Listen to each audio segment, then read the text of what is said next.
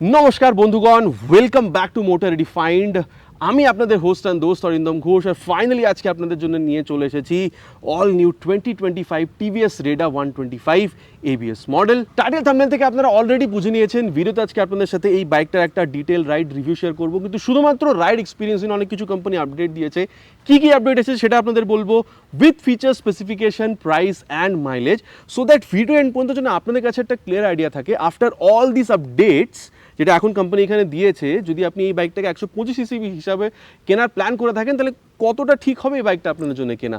Are very special thanks to Rahul TVS Krishnanagar for providing me this bike, যাতে আমি আপনাদের পর্যন্ত এই রিভিউটা পৌঁছে দিতে পারি। ওয়েস্ট বেঙ্গলে কৃষ্ণনগর বা আশেপাশে এতে যদি আপনি থাকেন, কোনো রকমের যদি আপনি এখানে টিভিএসের প্রোডাক্ট কিনতে চান, ডেফিনেটলি আপনি এখানে শোরুমকে কন্ট্যাক্ট করতে পারেন। ডিটেলসটা অলরেডি আপনারা নিজেদের স্ক্রিনে দেখে নিয়েছেন। তবে চলুন দেরি না করে শুরু করা যাক। তো বন্ধুগণ, এখানে রিভিউটা শুরু করবো উইথ ওয়াক অ্যারাউন্ড। আর প্রতিটা ভিডিও মতন সব থেকে আগে আপনাদের কিটা দেখিয়ে দিই। এখানে বলতে পারেন টিভিএস এর লোগোর সাথে ওয়েভ কি যেরকম আগে পাচ্ছিলাম সেরকমই।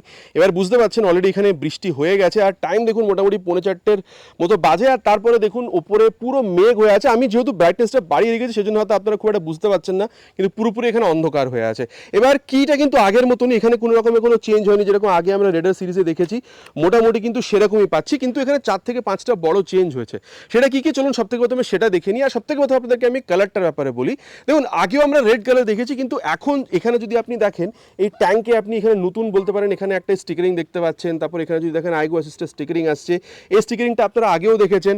আবার যদি আপনি দেখেন ট্রাই কালারটা আগেও ছিল, এখানে এই যে স্টিকারিংগুলো এগুলো কিন্তু কোম্পানি এখানে এখন নতুন নিয়ে এসেছে। তারপরে রাইট বা লেফটের মধ্যে খুব একটা তফাৎ নেই। এবার যদি আপনি এখানে এর সিট কাউলে দেখেন, এখানে আপনারা কিন্তু এই রেড বলতে পারেন স্টিকারিংটা পাচ্ছেন। ফ্রন্টেরটা চেষ্টা করা হয়েছে রেড রাখার, আর পেছনেরটাকে চেষ্টা করা হয়েছে ব্ল্যাক রাখার।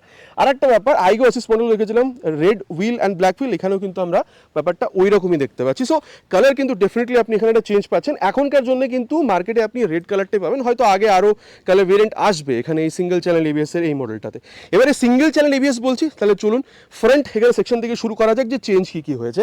আগে যেরকম আমরা 162B4Bতে দেখতাম সুপারমোটো এবিএস লেখা থাকতো, জিনিসটা এখানেও লেখা আছে, মানে ফ্রন্ট এখন ব্রেকে কিন্তু আমরা এখানে এবিএস পাচ্ছি। আর তারপরে টায়ার আমরা আগে কিসের পেতাম, আগে কিন্তু আমরা 80 সেকশনের টায়ার পেতাম। এখন যদি আপনারা দেখেন 90/90 সেকশনের tyre with 17 inches of alloy wheel. তো এখানে দেখুন এবিএসটা অ্যাড হয়েছে, টায়ারটা চেঞ্জ হয়েছে। আরেকটা কি রেড কালারের ক্যালিপার, এটা কিন্তু আমরা আগে রেড কালারে পেতাম না। সো এই জিনিসটা এখানে চেঞ্জ বলতে পারেন। আবার আরেকটা জিনিস দেখুন, এই যে স্টিকারিং যেটা, এই যে উইকেড রাইট, এই ব্যাপারটা কিন্তু আপনি ফ্রন্টেও পাবেন, এই ব্যাপারটা কিন্তু আপনি এখানে এই যে রিয়ারেও পাবেন। হ্যাঁ, স্টিকারিংটা রংটা আলাদা।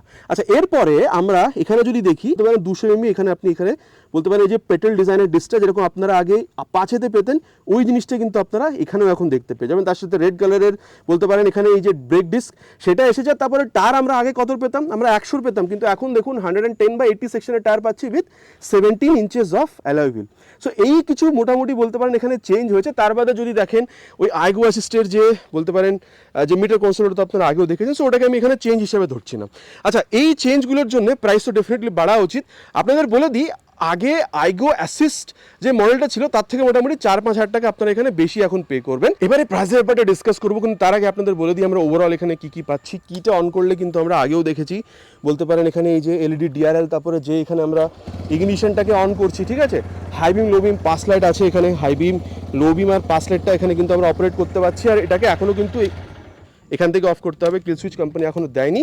তারপরে টার্ন সিগন্যালগুলো বলতে পারেন আপনারা এখানে বাল্বের পেয়ে যাবেন, ঠিক আছে। এবার এটাকেও এখানে আমরা করে দিই বন্ধ। তারপরে আগের মতন এখনও কিন্তু 31mm টেলিস্কোপিক ফোকি আছে, এটাও কিন্তু কোম্পানি এখনও চেঞ্জ করেনি। সুন্দর বলতে পারেন এটা তাগড়া মাডগার্ড।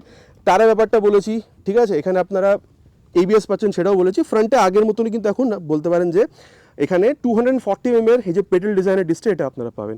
ইঞ্জিনে কিন্তু কোনো চেঞ্জ হয়নি। ইনফ্যাক্ট যদি আপনি দেখেন এখানে এই যে ক্র্যাশ গার্ড বা এই ইঞ্জিন বলতে পারেন এখানে কাউল যথেষ্ট ভালো কোয়ালিটি কাউল বলতে পারেন, আর এগুলোতে কোনো চেঞ্জ হয়নি। ডেফিনেটলি কালার আর স্টিকারিংটা এখানে আপনি একটু আলাদা দেখতে পাবেন এখন। আর ওবিডি 2B, ঠিক আছে, এই ব্যাপারটা তো আগের থেকেই আছে। আর ইঞ্জিনে যদি দেখেন কোনো চেঞ্জ হয়নি, 124.8cc single cylinder 3 valve air oil cool filtered engine. Power figures যদি দেখেন ডেফিনেটলি আগের মতনই আছে। 11.4 PS এর power, 11.75 newton metre max torque আপনারা পাবেন। কিন্তু এই 11.75 নিউটন মিটার টর্ক, এটা যদি আপনি বেস মডেলে যান সেখানে কিন্তু 0.55 নিউটন মিটার টর্ক কম হয়ে যাবে। তবে হ্যাঁ, যদি আপনি এটাকে সিবি 120 হর্নেট থেকে কম্পেয়ার করেন, পাওয়ার টর্ক আপনি এখানে বেশি পাবেন। যদি আপনি এখানে এক্সট্রিম 120 আর থেকে কম্পেয়ার করেন, পাওয়ার অলমোস্ট সিমিলার, টর্ক আপনি এখানে বেশি পাবেন। কিন্তু যদি NS 125 থেকে কম্পেয়ার করেন, টর্ক এখানে বেশি কিন্তু পাওয়ার ওখানে বেশি, 12 PS পাওয়ার আপনি ওখানে পেয়ে যাবেন। এরপরে ইঞ্জিনের ব্যাপারটা হয়ে গেল, এখানে যদি আপনি এখানে ফুটরেস্ট বা ব্রেক লেভেলের কোয়ালিটি দেখেন এটাও যথেষ্ট ভালো। আর আগের মতন এখনও বলতে পারেন এখানে মেটালিকে মাফলার কভারটা পাচ্ছি। যেহেতু কথা হচ্ছে ইঞ্জিন, যেহেতু কথা হচ্ছে অ্যাবাউট মাফলার কভার, চলুন তবে এই যে এক্সস্ট সাউন্ড সেটাও আমি আপনাদেরকে এখন একবার শুনিয়ে দিই।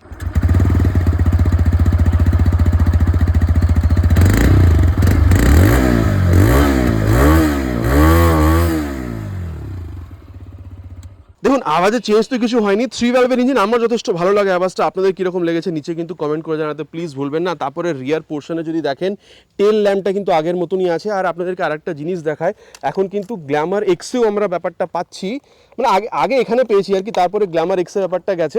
এই যে এখানে কিন্তু হালকা আপনি স্টোরেজ স্পেস সেটা কিন্তু পাবেন। আর দেখতে পাচ্ছেন ভেতরে কিন্তু জল পড়েনি, মানে এতটা বৃষ্টি হয়েছে তারপরে ভেতরে জল যায়নি, তো অনেকটা বলতে পারেন ওয়াটার রেজিস্ট্যান্ট ব্যাপারটাও এখানে আছে। তারপরে বলতে পারেন টিভিএস এর এখানে লোগো, তারপরে বলতে পারেন ফ্রন্টের মতন রিয়ারেও এখানে বাল্ব টার্ন ইন্ডিকেটার পাচ্ছেন, নাম্বার প্লেট লাগানোর জায়গা, রিফ্লেক্টারগুলো এখানে আছেন না। আর বলতে পারেন মাডগার্ডটাও এখানে যথেষ্ট আপনারা সুন্দর পাচ্ছেন। তারপরে টায়ারের ব্যাপারটা বলেছি, ব্রেকের ব্যাপারটা বলে দিয়েছি। আর আগের মতন এখনও কিন্তু আমরা বলতে পারেন এখন সাসপেনশনটা মোনো শকই পাচ্ছি। আর তারপরে যদি আপনি এখানে লেফট পোর্শনে আসেন, সাইড গার্ডের সাথে বলতে পারেন লেডিস ফুটরেস্ট আগের মতনই আছে। আর যেহেতু স্পোর্টি বাইক, এখানে দেখছেন ওই ওপেন যে সিস্টেমটা আছে, মেন স্ট্যান্ড আছে, সাইড স্ট্যান্ড আছে, with side changing cut off sensor and 5 speed gear box, 1 down 4 up. আর রেডারের 3D লোগো, এই স্টিকারিংগুলো আপনারা আগেও পেতেন, অলরেডি এখানে বলেছি। তারপরে যদি সিট হাইট দেখেন, মোটামুটি এখানে আপনারা 780 mm পর্যন্ত পাবেন স্প্লিট সিট। এবার কুশনিংটা আগে বলবো আপনাদেরকে, যথেষ্ট বলতে পারেন ভালো। এখানে পিলিয়ন ধরে বসার জন্য এখানে গ্র্যাব হ্যান্ডেলটা দেওয়া আছে। আর হাইট যদি 5'4" থেকে 5'5" পর্যন্ত হয়ে থাকে, আপনার আরামসে বাইকটাকে ম্যানেজ করতে পারবেন, আপনার খুব একটা অসুবিধা হবে না। ট্যাঙ্ক যদি দেখেন, এটা যদিও আপনার এখানে আপনারা ফাইবার মনে হচ্ছে, ভেতরে যে অ্যাকচুয়াল ট্যাঙ্কটা আছে ওটা আপনারা 10 লিটার্সের মেটালিক ট্যাঙ্ক পাবেন। আর মাইলেজ মোটামুটি 50 থেকে 60 মধ্যে এক্সপেক্ট করতে পারেন। এবার ডিপেন্ডস অন রাইডার কন্ডিশনস, কী করে চালাচ্ছেন, অনেক কিছুর উপরে। কিন্তু হ্যাঁ, এই E20 নিয়ে অনেক কন্ট্রোভার্সি চলছে, বলতে পারেন E20 enabled, so E20 fuel দিয়েও যদি রান করেন ইঞ্জিন খুব একটা অসুবিধা এখানে হবে না। আর তারপরে গ্রাউন্ড ক্লিয়ারেন্স 180 mm এর। এবার ওয়েটের ব্যাপারটা বলি, আগে 123 কিলোগ্রাম পর্যন্ত ওয়েট ছিল। এবার হ্যাঁ, যদি CB125 হর্নেট দেখেন ওখানে কিন্তু 124 ছিল। এবার NS বলেন বা যদি আপনি এখানে এক্সট্রিম নিয়ে আসেন, তাদের ওয়েট কিন্তু এর থেকে অনেকটাই বেশি। কিন্তু এই যে টায়ার বেড়েছে বা এখানে ডিস্ক চলে এসছে, এখানে বলতে পারেন ডুয়াল ডিস্ক, তারপরে ABS এসছে, এর জন্য 1 থেকে 2 কিলোগ্রাম ওয়েট বলতে পারেন, অলমোস্ট 125 কিলোগ্রাম ওয়েট আপনি ধরে চলতে পারেন। এক্স্যাক্টটা আমি যখন জানতে পারবো আপনাদের জন্য আমি কমেন্ট বক্স বা বলতে পারেন এখানে যে ডিসক্রিপশন বক্স আছে ওখানে পিন করে দেবো, বিকজ এখনো পর্যন্ত কোনো ইনফরমেশন পাইনি, ওয়েবসাইটেও এটাকে আপলোড করা হয়নি। এরপরে যদি আপনি এখানে হ্যান্ডেল বারটা দেখেন বা মিটার কনসোল দেখেন, আগের মতন বলতে পারেন যে আইগো অ্যাসিস্ট মডেলে যেরকম দেখেছেন মোটামুটি ওই রকমই আছে, খুব একটা চেঞ্জ কিন্তু আপনারা এখানে বুঝতে পারবেন না। এটাকে এবার অন করে দিই, পাস লাইটের switch, high beam, low beam, Bluetooth enable, meter console, toggle করার জন্য আই বাটন, তার সিগন্যাল। আর হর্নটা ঠিকঠাক, খুব বেশি লাউড বলবো না। পাওয়ারে দিলে এখানে আপনারা পারফরমেন্স ভালো পাবেন, ইকো মোডে দিলে আপনারা এখানে কিন্তু বলতে পারেন যে এখানে মাইলেজ সেটা বেটার পেতে পারেন। আগের থেকে মোবাইল চার্জিং পোর্ট আপনারা পাচ্ছিলেন। আর তারপরে যে এখানে অন করছেন পুরো কিন্তু এখানে এখানে সোয়াইপ নিচ্ছে, ঠিক আছে। তারপরে যদি দেখেন এখানে হ্যালো রাইডার লিখে আসছে, টাইম দেখাচ্ছে, আর ট্রিপে দেখাচ্ছে, ওডোমিটার দেখাচ্ছে। আর এখানে মোড বাটনটা ইউজ করলে, এটা হয়তো ঠিক মতন দেখতে পাচ্ছেন না, এই যে ট্রিপ বি দেখাবে, তারপরে এখানে ডিস্টেন্স টু এমটিটা দেখাবে, অ্যাভারেজ ফিউল ইকোনমি, এই জিনিসগুলো আপনাদেরকে এখানে দেখিয়ে দেবে। তার বাদে বুস্ট মোডটা যখন আসবে চালানোর টাইমে, তখন আপনারা এখানে দেখতে পাবেন ফিউল গেজ সেন্সার পাচ্ছেন, ট্যাকোমিটারটা এসছে, গিয়ার পোশার সেন্সার, আর এখানে কিন্তু স্পিডোমিটারটা আপনারা দেখতে পাবেন। আর এখানে ABS এর লাইটটা দেখুন এখানে ব্লিঙ্ক করছে। আর তারপরে এই স্মার্ট এক্সকানেক্ট অ্যাপটাকে মোবাইলে ডাউনলোড ইনস্টল করে থ্রু ব্লুটুথ এটার সাথে কানেক্ট করলে কিন্তু turn button navigation, call, SMS, এই জিনিসগুলো আপনারা এখানে ডেফিনেটলি ইউজ করতে পারবেন। আর তার বাদে যদি দেখেন এই যে মিরারটা, এটা কিন্তু কোম্পানি আগের মতনই রেখেছে, এটাতে কিন্তু কোনো রকমের চেঞ্জ হয়নি। সো মোটামুটি কি এখানে চেঞ্জ এসছে, আগের থেকে কি পাচ্ছিলাম, আর বলতে পারেন যে কম্পিটিশনের সাথে কম্পেয়ার করলে পাওয়ার টর্ক ব্যাপারটা কি আছে আপনাদেরকে বলে দিয়েছি। এবার প্রাইসের ব্যাপারটা বলি, আগে যখন আমরা আইগো অ্যাসিস মডেলটা দেখছিলাম ওর প্রাইস কিন্তু 1,11,500 এর অ্যাপ্রক্স ছিল, 18 বলতে পারেন পার্সেন্টেজ জিএসটির সাথেই প্রাইসটা বলছি। এখন দেখুন তো আরও 4 থেকে 5,000 টাকা আপনাকে বেশি পে করতে হবে। আমি এক্স্যাক্ট জানতে পারলে ডেসক্রিপশন বক্স বা কমেন্টে আমি এটাকে পিন করে দেবো, ঠিক আছে। তবে চলুন, মোটামুটি দেখা হয়ে গেছে বাইকটাতে কি নতুন পেয়েছি, এবার রাইডে যাওয়া যাক, দেন দেখি এই নতুন জিনিসগুলোর জন্য চালানোর টাইমে এখানে আমরা কি ডিফারেন্স বুঝতে পারছি। তো বন্ধুগণ, এবার রাইডটা এখানে শুরু করা যাক। সিট হাইট মোটামুটি আগের মতনই আছে, 780, খুব একটা চেঞ্জ কিন্তু এখানে হয়নি। রিয়ার ফিটেড ফুটপেগ, হালকা একটুখানি সামনে ঝুঁকছেন, কমফোর্টেবল সিট, 5'5" পর্যন্ত হাইট হলে এনএফ হবে আমি বলবো। আর পিলিয়নের সাথে যদি বসেন, স্পেসের আপনার কোনো অসুবিধা কিন্তু এখানে ডেফিনেটলি হচ্ছে না। আর তবে চলুন এবার টাইম ওয়েস্ট না করে রাইডটাকে স্টার্ট করা যাক।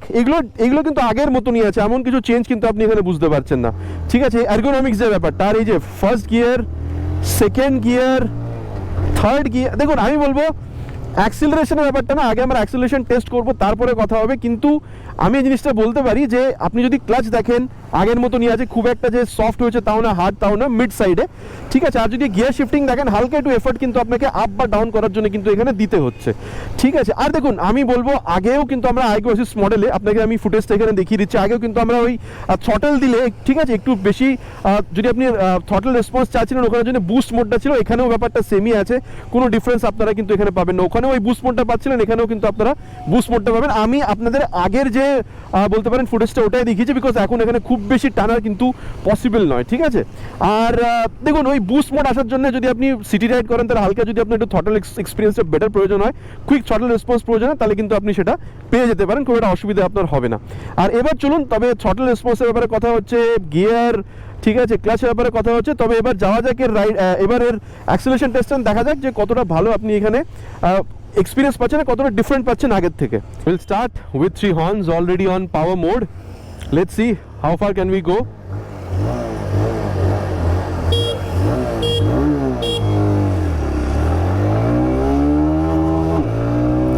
Crossed, 60 crossed,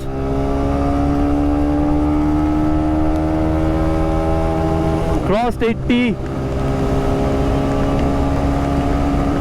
and crossed 90. Will not go much, weather is not allowing today. তো বন্ধুগণ দেখুন, আমি বলবো যে ভাইব্রেশনের ব্যাপারটা যদি দেখেন 80-85 এর পরে মোটামুটি এটাতে কিন্তু আগের থেকে কোনো রকমের কোনো চেঞ্জ আপনি পাবেন না। কিন্তু হ্যাঁ, যদি আপনি এখানে অ্যাক্সিলারেশন দেখেন, আমি বলবো এর আগে যে ভার্সনটা ছিল সিঙ্গেল ডিস্ক, বলতে পারেন এসবিটি ভার্সনের সাথে, যখন এবিএস যেখানে ছিল না, আমি বলবো তার থেকে ইনিশিয়াল রেসপন্সে আপনার অ্যাক্সিলারেশনে কোনো রকমের চেঞ্জ আপনি বুঝতে পারছেন না। টপ স্পিড ডিফারেন্ট হতে পারে, সেটা আমি এখনো চেক করিনি, ঠিক আছে, আজকে জাস্ট বাইকটা পেয়েছি যেখানে বৃষ্টি পড়ছে। কিন্তু হ্যাঁ বলবো, ইনিশিয়াল রেসপন্সে আপনি কোনো রকমের আগের মডেল থেকে এখানে কিন্তু চেঞ্জ আপনারা পাচ্ছেন না। আর তারপরে যদি আপনি এখানে স্টেবিলিটি দেখেন, দেখুন এরকম নয় যে এখন যেহেতু টায়ারটা 10 mm এর ফ্রন্ট বা রিয়ারে চড়া হয়েছে, তার জন্য এমন খুব বেশি কিছু আপনি এখানে এক্সপিরিয়েন্স করতে পারছেন, সেটা নয়। কিন্তু ডেফিনেটলি আগের মডেল এই মডেল যদি চালিয়ে আপনি পরপর দেখেন, তাহলে বুঝতে পারবেন একটু বেটার কনফিডেন্স কিন্তু আপনি এখানে ডেফিনেটলি পাচ্ছেন।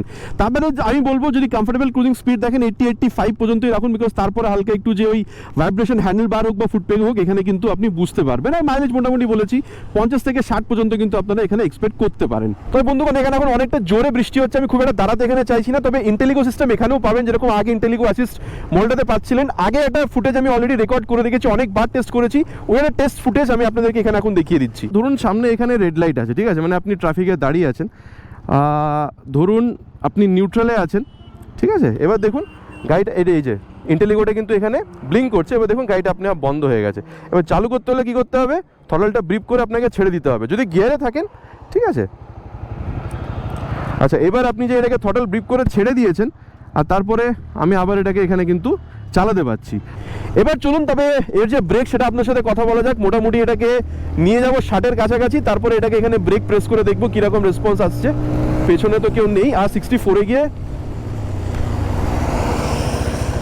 দেখুন, আমি বলবো এখানে আমি এখন তো এবিএসটা খুব একটা বুঝতে পারিনি, কিন্তু রেসপন্স আগের মতনই আছে। 240 mm এর যে ডিসটা আপনারা পাচ্ছেন যথেষ্ট ভালো, আপনাকে কিন্তু এখানে ব্রেক রেসপন্স দিচ্ছে। কিন্তু আমি বলবো যে হিন্দি যখন আমি চ্যানেলটার জন্য শ্যুট করছিলাম, তখন এবিএসটা কিন্তু আমি ডেফিনেটলি বুঝতে পেরেছিলাম। সো এবিএসটা কাজ করবে, প্রবলেম আপনাদের হবে না। আর ফ্রন্ট ব্রেকটা প্রথমের মতনই আছে, আগের মতন, খুব একটা আপনি এখানে রেসপন্সের চেঞ্জ বুঝতে পারছেন না। রিয়ার ব্রেকটাকে এবার প্রেস করে দেখি, মোটামুটি 51-এ, খুব একটা নিয়ে যাব না বেশি জোরে।